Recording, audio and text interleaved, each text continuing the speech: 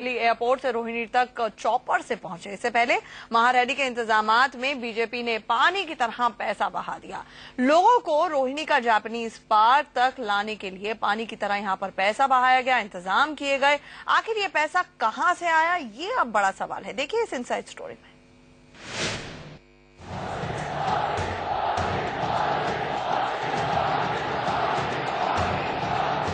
दिल्ली में नरेंद्र मोदी की महारैली पर करोड़ों रुपए पानी की तरह बहाए गए। क्या आप जानते हैं कि नरेंद्र मोदी दिल्ली एयरपोर्ट से रोहिणी के जापानी पार्क कैसे पहुंचे? दिल्ली एयरपोर्ट के इसी कमरे में करीब आधे घंटे तक बैठक चली, जिसमें नितिन गडकरी और नरेंद्र मोदी ने कई मुद्दों पर चर्चा किया। उसके बाद नरेंद्र मोदी यहां से काले रंग की एक कॉर्ड पकड़ करके अंदर रनवे की तरफ चले गए और टेक्निकल साइड से हेलीकॉप्टर लेकर जापानी पार्क की तरफ मूव कर गए। सुना आपने, रोहिणी के जापानी पार्क तक मोदी चॉपर से पहुंचे। अकेले उसी का बिल 50 लाख है।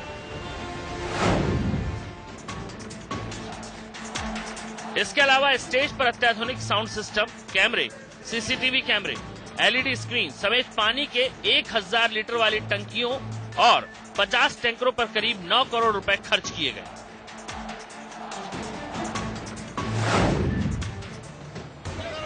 अकेले छतरपुर विधानसभा क्षेत्र से ब्रह्म सिंह तंवर 113 बसें भरकर लोगों को रैली में लेकर पहुंचे। इसके अलावा दिल्ली, यूपी, हरियाणा, पंजाब से कार्यकर्ता सैकड़ों बसों में भरकर लाए गए। इनका खर्च भी लाखों में है। दिल्ली की इस रैली को विकास रैली का नाम दिया गया, लेकिन असली मकसद शीला सरकार को हटाने का था। लिहाजा इसमें करोड़ों रुपए पानी की तरह बहाए गए। अब सवाल ये उठता है कि आखिर मोदी की महारैली में करोड़ों रुपए किसने झोंके?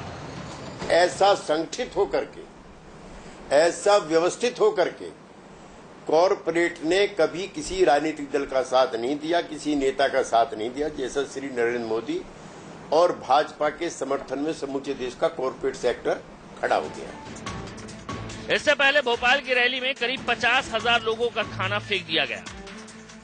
वहीं रायपुर में 2 करोड़ का लाल किला तैयार किया गया था। हालांकि बीजेपी ही नहीं, हर पार्टी रैलियों पर इसी तरह से पैसे बहाती है और ये पैसा संदिग्ध स्रोतों से आता है। यही वजह है कि पार्टियों ने खुद को आरटीआई के दायरे से बाहर रखने पर एड़ी चोटी का जोर लगा दिया था। नतीजा ये हुआ कि पिछले महीने केंद्रीय कैबिनेट ने आरटीआई अधिनियम में संशोधन के प्रस्ताव को मंजूरी देकर पार्टियों को आरटीआई के दायरे से बाहर कर दिया।